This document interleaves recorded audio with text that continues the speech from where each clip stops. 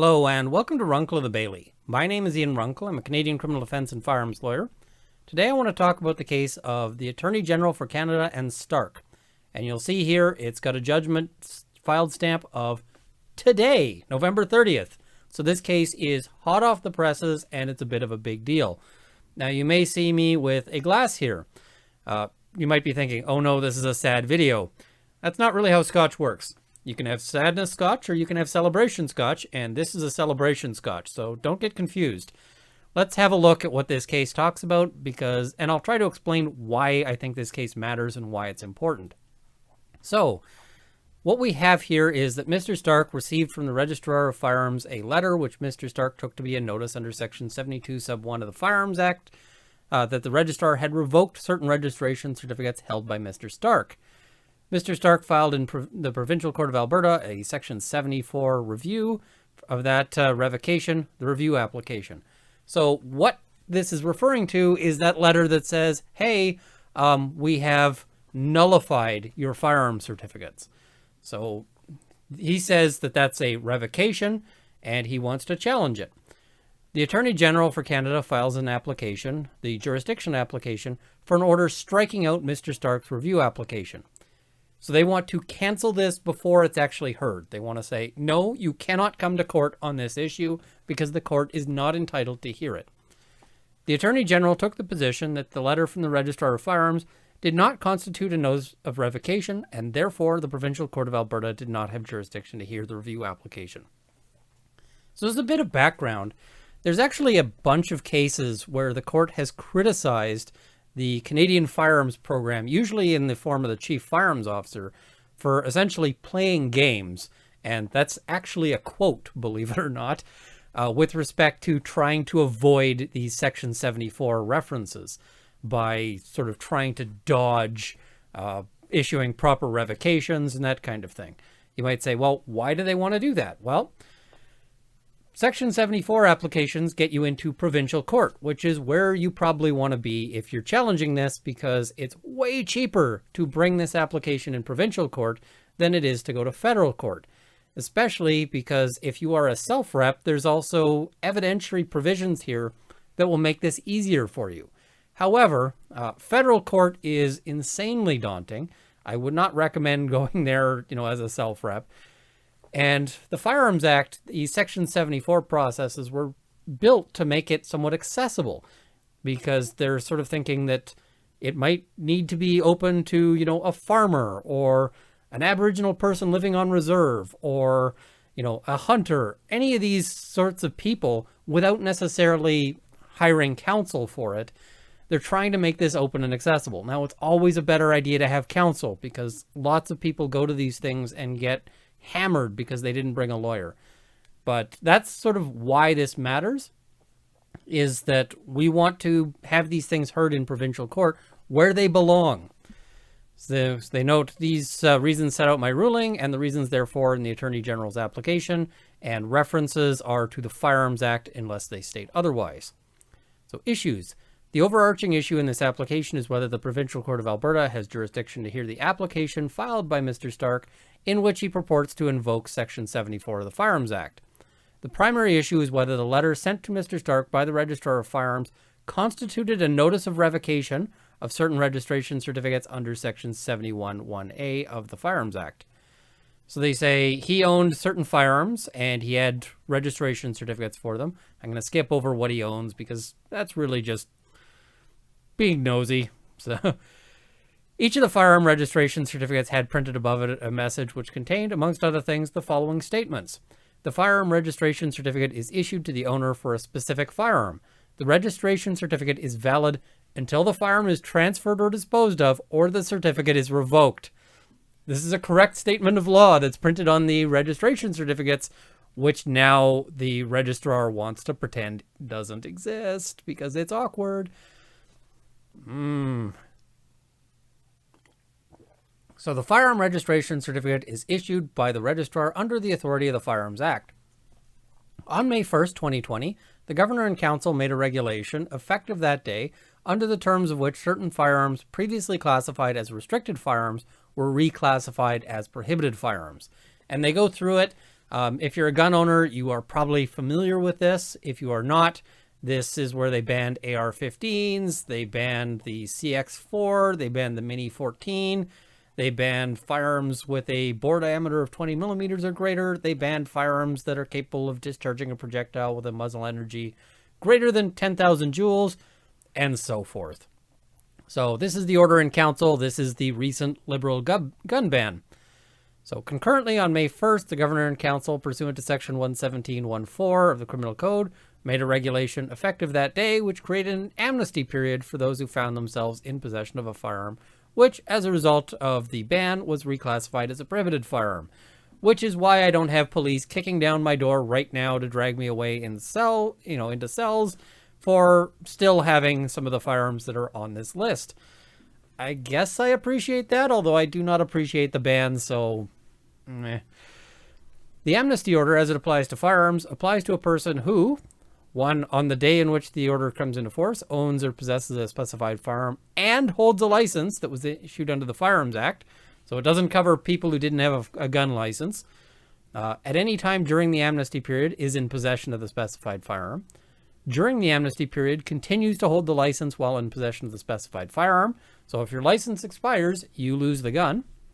And if the specified firearm was, on the day before the day in which the order came into force, a restricted firearm held on the day before the day in which this order comes into force, lovely non-complicated language there, a registration certificate for the specified firearm that was issued under the Firearms Act.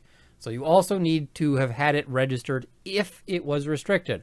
However, many of these are non-restricted firearms that they've banned. Many people have found that their hunting, rifles or shotguns are now banned. So that's where we're going, and they permit a whole bunch of purposes. I've covered those in another video, so I'm going to skip over those for time.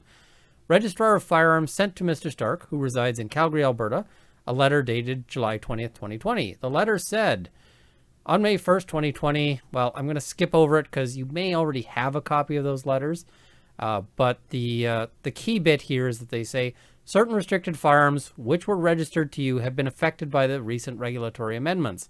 These firearms listed below are now classified as prohibited, and the previous registration certificates are automatically nullified and are therefore no longer valid, but should be retained as a historical registration record. The problem that we come up here is that the automatically nullified doesn't appear in the law. There are provisions for automatic nullification of registration certificates, but they don't kick in here. None of them apply to this circumstance. So how do they get to saying that it's automatically nullified? So that's why Mr. Stark says that this is a revocation rather than something else. So the letter then listed the 3 registration certificate numbers and the corresponding makes, types of firearms, serial numbers, and firearm identification numbers, all as noted above. In listing the registration certificates, the letter described them as registration certificate number no longer valid. Mr. Stark filed with the clerk of the provincial court a reference under Section 74, which, so he's applying to challenge this decision. And as a preliminary matter, the Attorney General brought the application, which is presently before me, that being the judge, for an order striking out the reference to a provincial court judge. The basis for the Attorney General's application to strike is generally described that the Registrar of Firearms did not revoke Mr. Stark's registration certificates, and consequently, the prerequisites for invoking Section 74 of the Firearms Act do not exist, with the consequence that no judge of the provincial court has jurisdiction to hear Mr. Stark's reference. So once again, they're trying to pretend that this automatic nullification is a thing in the law, which I don't think it is. And they're also trying to dodge this Section 74 challenge. They don't want it to proceed on that basis. So now they're going to go through the law and analysis, which is the good part. So Section 71 of the Firearms Act states that the registrar may revoke a registration certificate for a restricted firearm for any good and sufficient reason. They state that subject to subsection 1.1, which doesn't apply in the case at bar, if the registrar decides to revoke a registration certificate, the registrar shall give notice of the decision in the prescribed form to the holder of the registration certificate. If you're wondering if you got a notice in the prescribed form, you did not. So Section 71 sub 2 states that a notice given under the subsection 1 must include the reasons for the decision, disclosing the nature of the information relied on for the decision, and must be accompanied by a copy of sections 74 to 81. Why does it have to include those? Because those are the provisions that tell you how to challenge it in provincial court. So they actually have to give you the instructions for how you fight their decision. Of course, they don't want to give you those. They don't want to tell you that you can fight them, so they don't. So section 71 sub 5 states that a notice given under subsection 1 in respect to a registration certificate for a prohibited firearm or a restricted firearm must specify a reasonable period during which the applicant for or holder of the registration certificate may deliver to a peace officer or a firearms officer or a chief firearms officer or otherwise lawfully dispose of the firearm to which the registration certificate relates, and during which sections 91, 92, and 94 of the Criminal Code do not apply to the applicant or holder. Those are the sections that get you in trouble for having a firearm without a registration certificate. So it's saying, basically you get a notice that says we're revoking your license to have this particular restricted firearm. They have to give you a reasonable period to get rid of it so that you're not immediately a criminal upon receipt of the letter. If you don't then dispose of it in some fashion, then you would be. So section 74 of the Firearms Act states that where the registrar revokes a registration certificate, the holder of the registration certificate may refer the matter to a provincial court judge in the territorial division in which the holder resides. Section 74 sub 2 goes on to say that a holder may only refer a matter to a provincial court judge under subsection 1 within 30 days after receiving notice of the decision of the registrar under section 72. So there's a 30-day time limit, which starts when you get the notice. Position of the Attorney General. The Attorney General, the applicant on this application to strike out the reference to a provincial court judge, submitted that 1. The registrar's letter to Mr. Stark did not constitute a revocation by the registrar of Mr. Stark's registration certificates. The registrar was only providing to Mr. Stark information about the effects of the law, which are both creations of the governor and council. Consequently, the authority granted by Section 74 and 75 to a judge of the provincial court to hear the reference does not come into play. The reference should be struck out.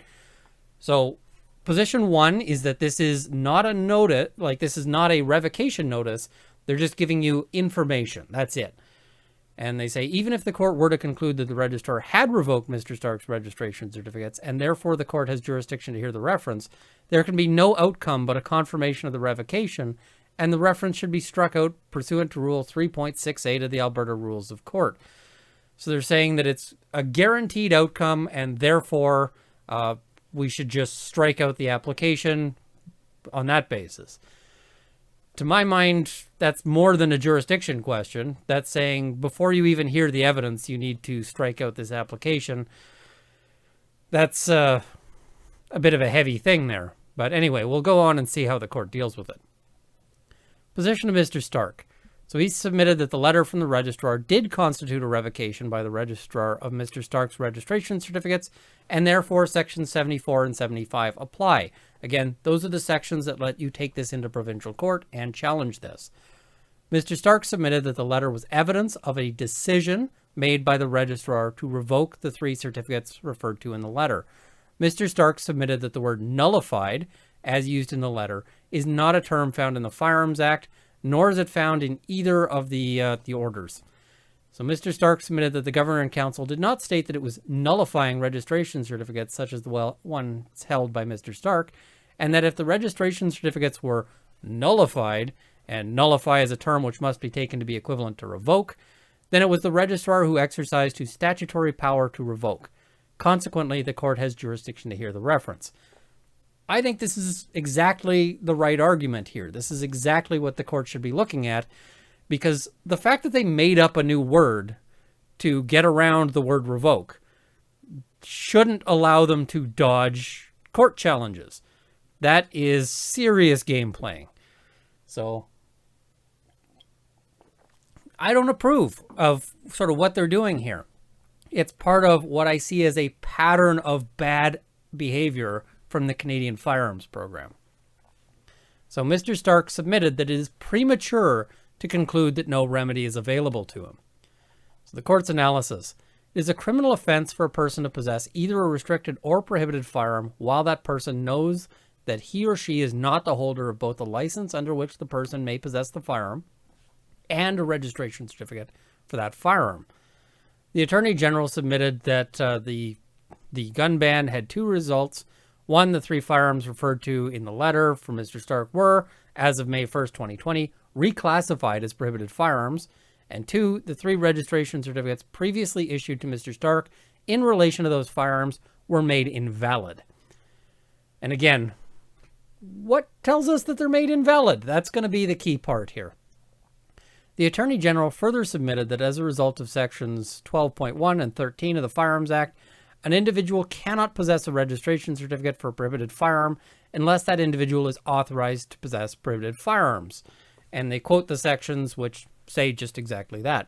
It is evident that all section 12.1 says is that a registration certificate may only be issued in relation to a restricted or prohibited firearm. Section 13 simply says that a person is not eligible to hold a registration certificate for a particular firearm unless the person holds a license to possess that particular kind of firearm. Section 13 of the Firearms Act speaks only of the eligibility of a person to lawfully hold a registration certificate. The section does not affect the registration certificate itself. It only affects the ability to lawfully hold the registration certificate. I should also note here that usually revocations are based on an argument that you are no longer eligible to hold a license or eligible to hold a registration certificate.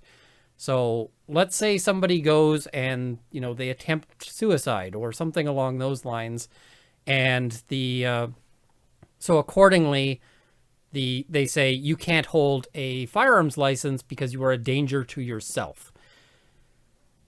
But the reason why they say you can't hold one is that you are no longer eligible to hold a firearms license by reason of being a danger to yourself. If this argument were accepted, it would basically give them a get out of jail free card on Section 74 references at all.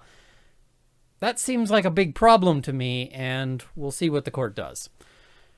So the Attorney General submitted that as a result of Mr. Stark's firearms being reclassified from restricted to prohibited, and since Mr. Stark was not eligible to hold a registration certificate for prohibited firearms, he did not have a license to possess prohibited firearms, the registration certificates held by Mr. Stark became invalid. So, and they offer the decision of Sherby and Canada Attorney General, which is a 2009 decision.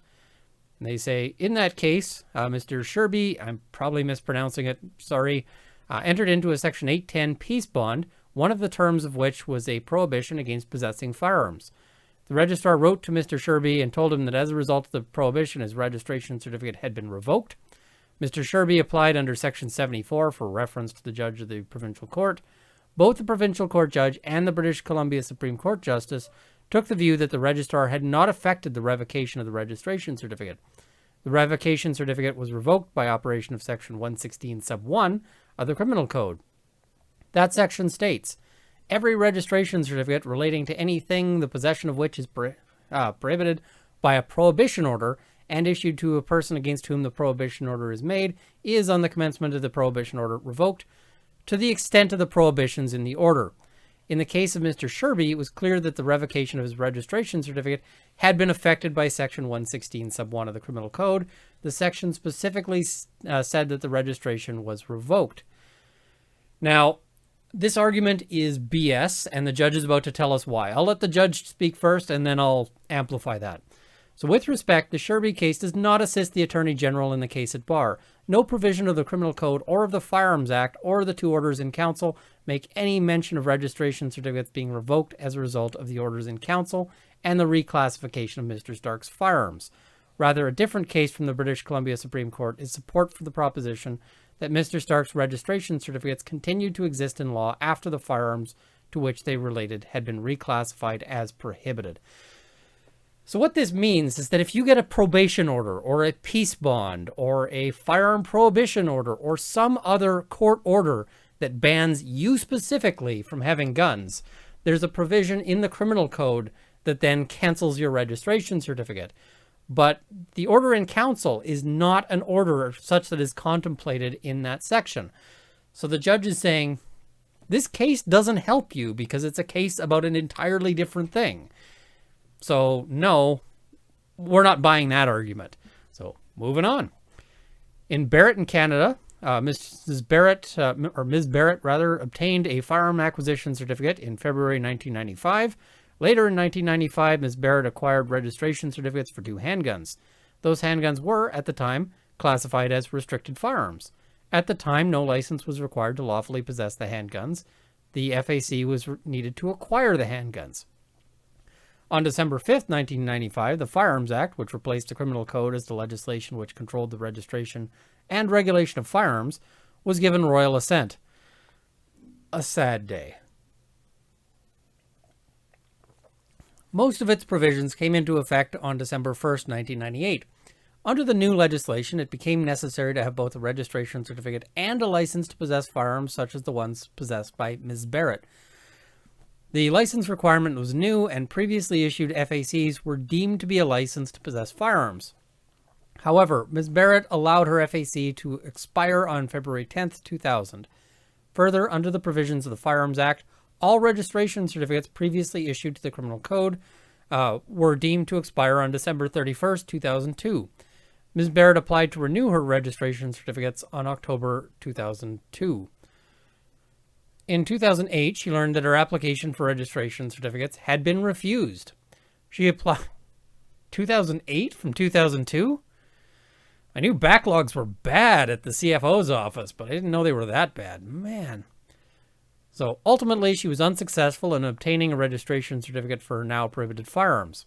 However, what is relevant to the matter at bar is that Justice McEwen was of the view that Ms. Barrett's registration certificates continued to exist up until their expiry date of December 31st, 2002, which was long after Ms. Barrett was no longer eligible to hold those certificates because her FAC, her deemed license, had expired, and long after her firearms had been reclassified as prohibited. Justice McEwen said, "It is not, strictly speaking, correct to speak of Ms. Barrett's right to keep a prohibited firearm. She's only permitted to possess such a weapon if she's authorized by the legislation to do so. On the face of it, she was not, because the legislation requires the owner to be licensed and the firearm to be registered. Because Ms. Barrett's deemed license, the FAC, had expired on February 10, 2000, she was not eligible to hold a registration certificate. By the time Ms. Barrett's registration certificate expired on December 31, 2002, she had been ineligible for over 2 years." It is also interesting to note that Parliament must have taken the view that the registration certificates which had been issued for restricted firearms still existed after the reclassification of the firearms as prohibited. If Parliament was not of the opinion that the registration certificates existed after reclassification, then it would not have been necessary to set an expiration date for those registration certificates.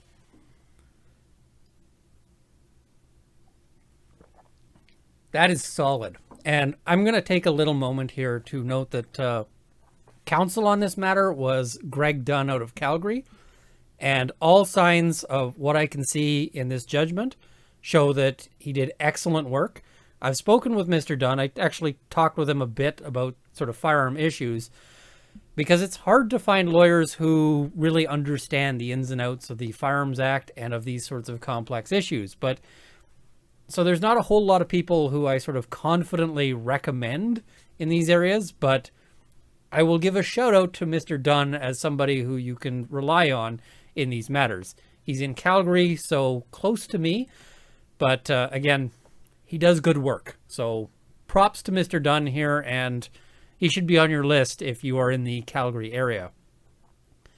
So from all that, we can take that the registration certificates held by Mr. Stark did not cease to exist on May 1st, 2020, upon the making of the gun ban, when his firearms were reclassified as prohibited, even though Mr. Stark was, as of that date, no longer permitted to possess a registration certificate for those prohibited firearms because he did not possess a license to possess prohibited firearms.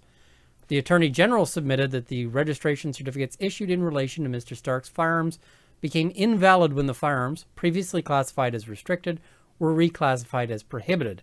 The Attorney General pointed to the registration certificates and noted that each certificate at the time of its issuance referred to the class of firearm as being restricted.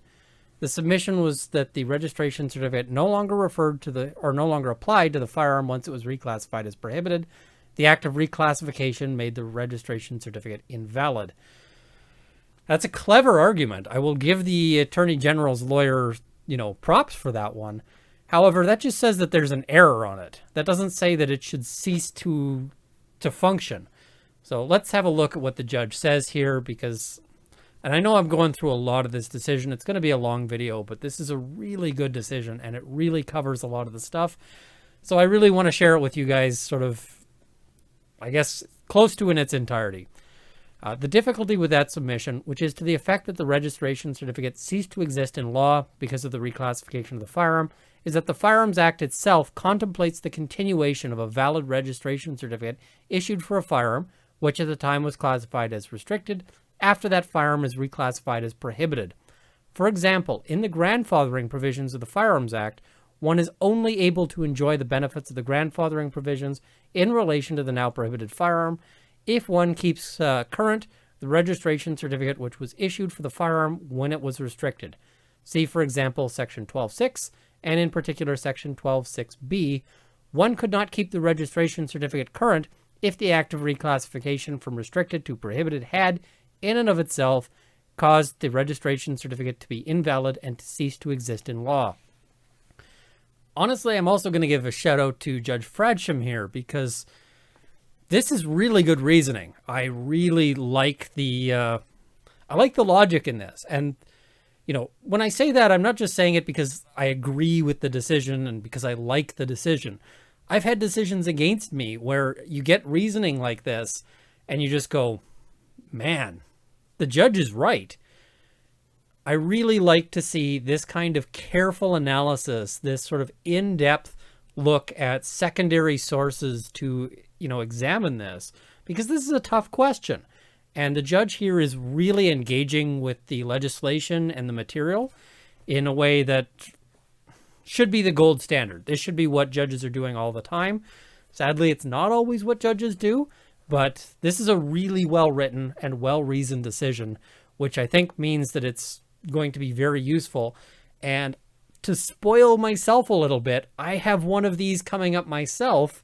It's going to be heard in January, and frankly, Mr. Dunn and Judge Fradsham have done a lot of heavy lifting for me on it.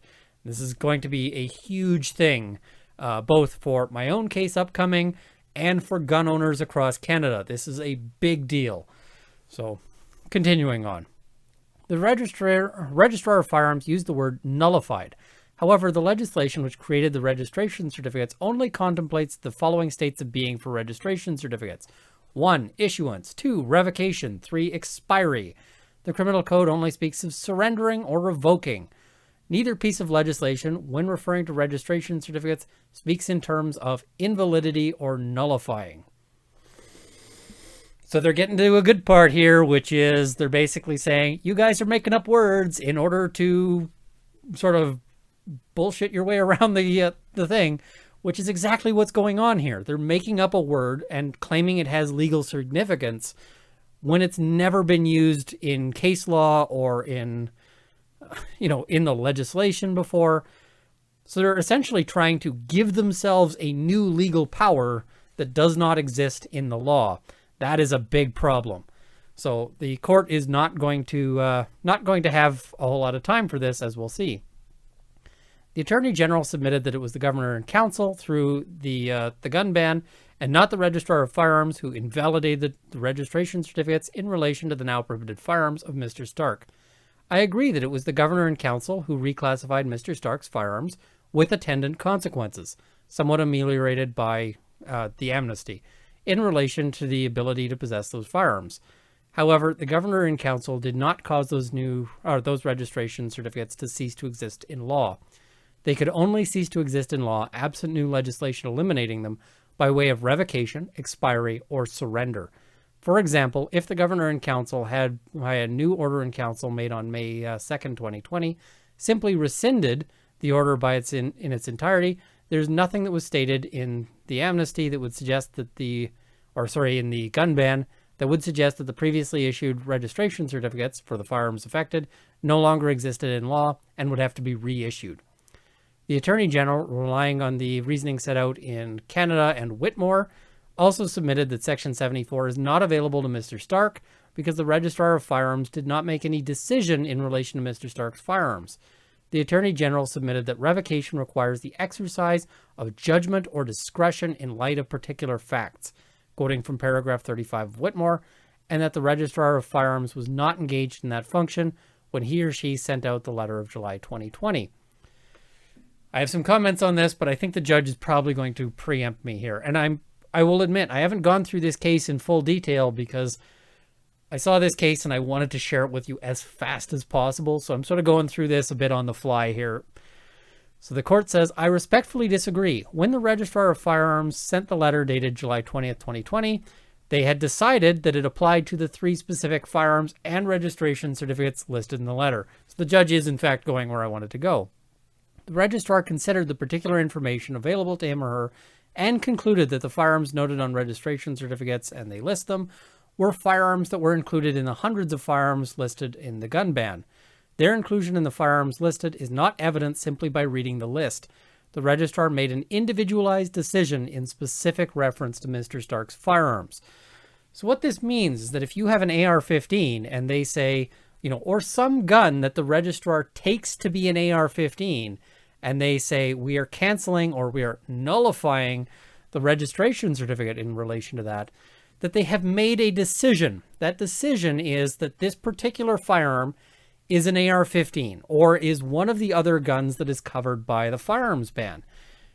And that's a decision that could be wrong. They might be wrong about your gun being an AR-15. You might be sitting there going, how's this an AR-15? This is actually my Tokarev pistol. It's nothing like an AR-15. Why would this registration certificate be nullified? And how would you challenge that decision unless Section 74 is available to you? So the possibility that they make a mistake here and the fact that they're relying on, an individualized decision with respect to that gun is part of the reason that the judge here is saying that this is a reviewable decision under Section 74. Again, love the writing, love the reasoning. This is wonderful.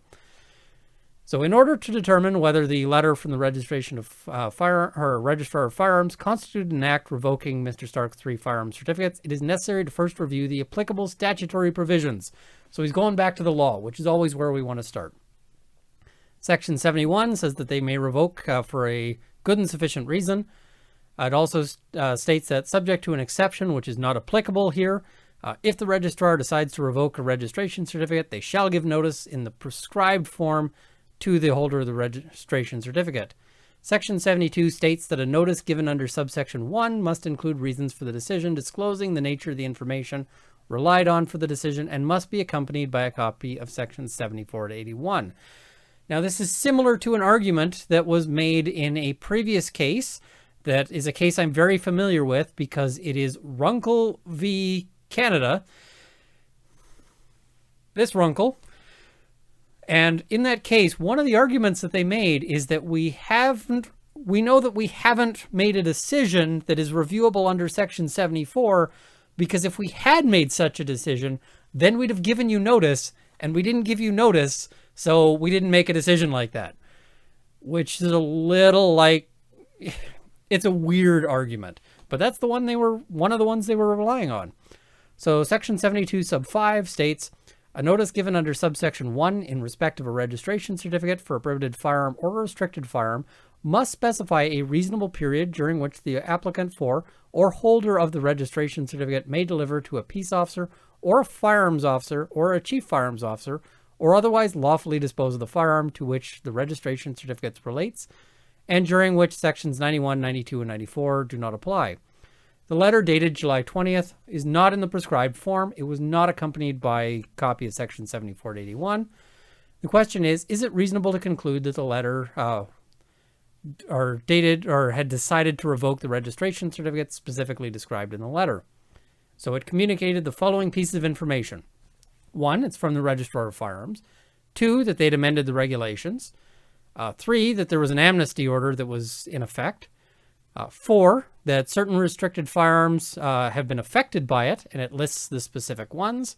And that 5, those listed firearms are now classified as prohibited, and the registration certificates are automatically nullified and no longer valid. And 6, that the government intends to implement a buyback program. 7, what you can do with them, which is not a whole lot, unfortunately. 8, wait for further instructions, what you can do in terms of your options. And thankfully, we're moving on because I was running out of fingers. So through the letter, the Registrar of Firearms told Mr. Stark that the registration certificates specifically identified and listed in the letter are automatically nullified and are no longer valid. So, nothing in the Firearms Act or the gun ban states that the registration certificates are nullified automatically or otherwise. Likewise, nothing in either the Firearms Act or the gun ban states that the registration certificates are no longer valid. Indeed, as previously explained, the registration certificates continued to exist in law after the firearm reclassifications. It doesn't nullify or make invalid the registration certificates.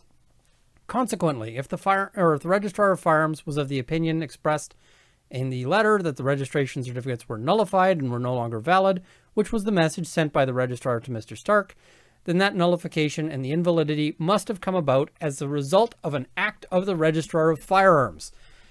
This is very clean, crisp, concise thinking. It's basically saying there is nothing in the law that lets you nullify, and so if these registration certificates are canceled, it's because you did it. Beautiful. I love it. Raising a glass here.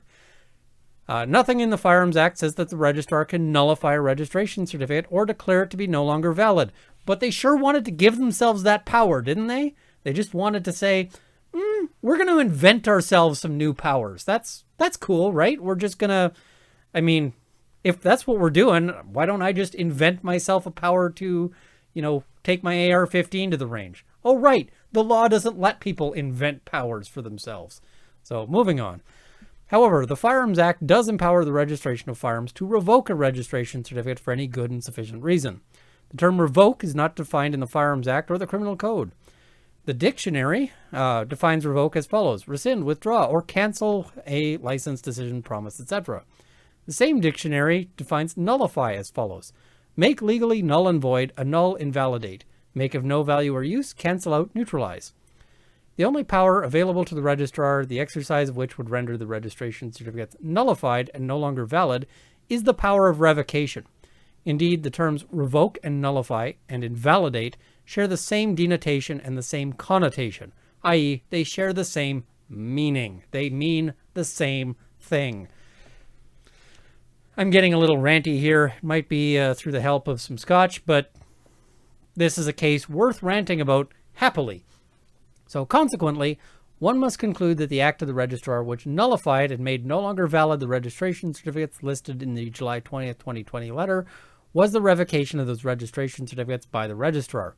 I find that the Registrar of Firearms did revoke the registration certificates listed in the July 20th, 2020 letter directed to Mr. Stark. The July 20th letter told Mr. Stark the reason for the revocation, the reclassification. It also informed Mr. Stark what he could do with the reclassified firearms, and that he would have until April 30th, 2020 under an amnesty order to dispose of the firearms. In my respectful view, the July 20th letter gave notice to Mr. Stark of the decision of the registrar to revoke the registration certificates listed in the letter. As previously noted, I am mindful that the July 20th letter was not in the prescribed form for a Section 72 notice, and that it was not accompanied by a copy of Section 74 to 81. However, in all other respects, it complied with the notice provisions of the Firearms Act, and the deficiencies noted do not change the character and notice of revocation of the document. The deficiencies may have other consequences. I'm going to mention that soon, but that is not for me to decide in the application for the Attorney General. I'm going to talk about what other consequences that may have. We'll wait to the end of the video, but stay tuned. I know this is a long one, but it's a long one that I think is worth it. Stick with me here. So I find that I have the jurisdiction to hear the Section 74(1) referral of the decision of the Registrar of Firearms to revoke the registration certificates listed in the July 20th, 2020 letter sent to Mr. Stark. I am mindful that the Honorable Judge Gorman of the Provincial Court of Newfoundland and Labrador has reached a different conclusion on the question of jurisdiction, and they list the case. I'm also aware that the Provincial Court of New Brunswick, in similar factual circumstances, has simply refused to allow the filing of requests for reviews under Section 74(1). I respectfully disagree with those decisions for the reasons which I have set out herein. And I mean, in terms of Judge Gorman's decision, I don't like the reasoning for it. I don't think it's anywhere near as persuasive and as thorough as this one. In terms of the actions of the Court of New Brunswick, I have strong words for that, because refusing to allow people to file is egregious in my view. There are certain circumstances where people can be refused to allow, to be allowed to file references, but that's typically when you're talking about people who are what are called vexatious litigants. To simply say, we're going to decide this issue without you even getting into a courtroom? Come on. So that, I've made a video about that previously, but again, that to me is a shocking thing to happen in our court system. So thumbs down to the courts of New Brunswick on that one. And I hope that this decision will force them to change that, because it'll show that there is a live justiciable issue here. So the Attorney General submitted that even if the Registrar of Firearms had revoked Mr. Stark's registration certificates, Mr. Stark's Section 74.1 review application should be struck out because no meaningful remedy is available to Mr. Stark, and that in those circumstances, the hearing of the application is a waste of judicial resources. The Attorney General submitted that by virtue of Section 8.2 of the Provincial Court Act, the court may apply Rule 3.68, which states, if the circumstances warrant and a condition under Subrule 2 applies, the court may order one or more of the following: A, that all or any part of a claim or defense be struck out, or that a commencement document or pleading be amended or set aside. So essentially, they want to throw out these documents or the filing here. And they go on to state the conditions for the order are one or more of the following: a commencement document or pleading discloses no reasonable claim or defense to a claim, a commencement document or pleading is frivolous, irrelevant, or improper, or it constitutes an abuse of process. I agree that Section 8.2 of the Provincial Court allows me to apply Rule 3.68 of the Alberta Rules of Court, because neither the Provincial Court Act nor the regulations under that act provide for a specific practice or procedure of the court that is necessary to ensure an expeditious and inexpensive resolution of a Section 74 Firearms Act review application. So he says those sections can be applied.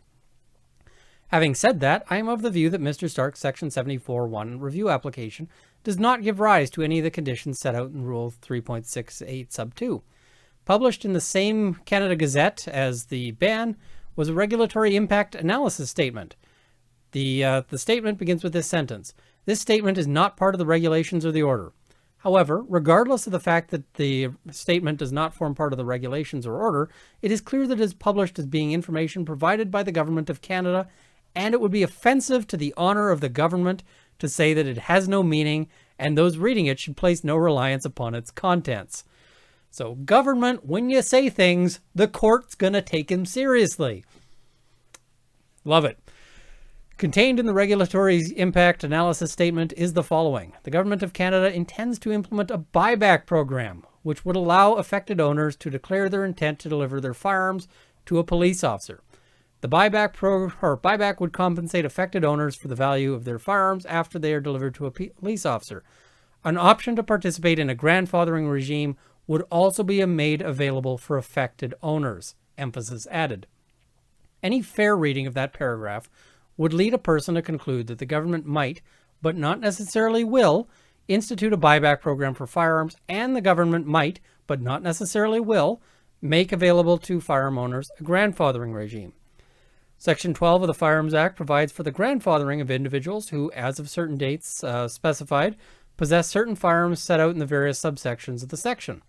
A constant requirement set out in the various subsections is that for a person to receive the benefit of the grandfathering provisions, the particular individual was continuously the holder of a registration certificate for the firearm. So this is good. So they note here, and they're going to quote the sections. I'll skip over it, other than the part where it says here, was continuously the holder of a registration certificate for one or more of these firearms. So the judge here is pointing out that the loss of the registration certificate may have consequences.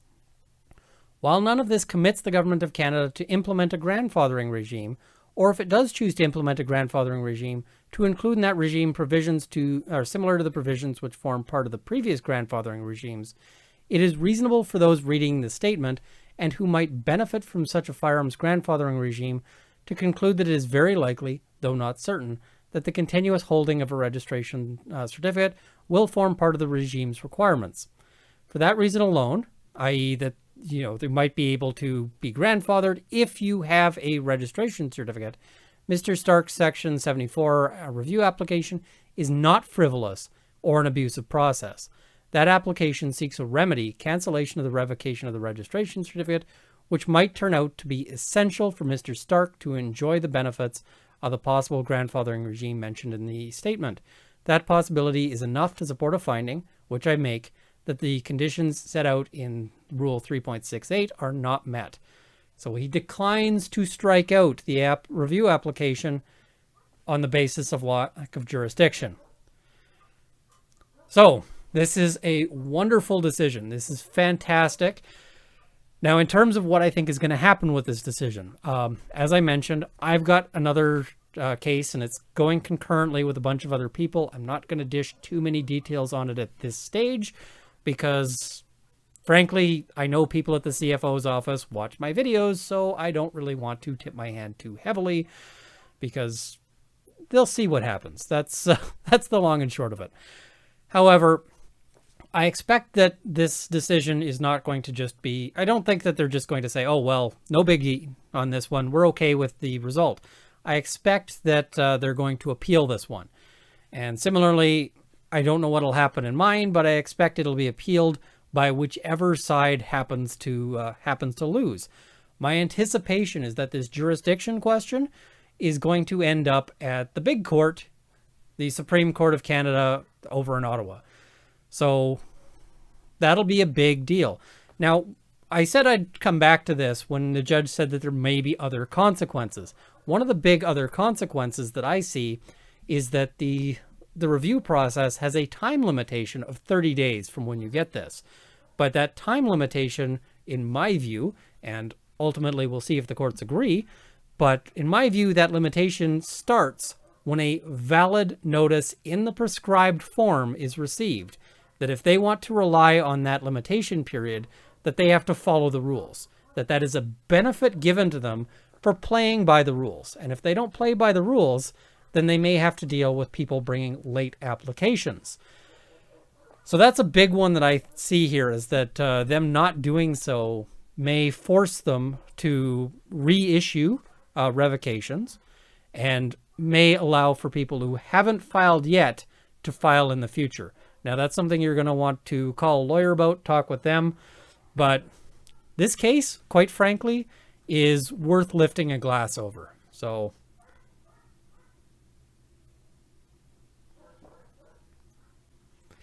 anyway, thank you for watching. I know this has been longer than many of my recent videos, but I think it's worth it.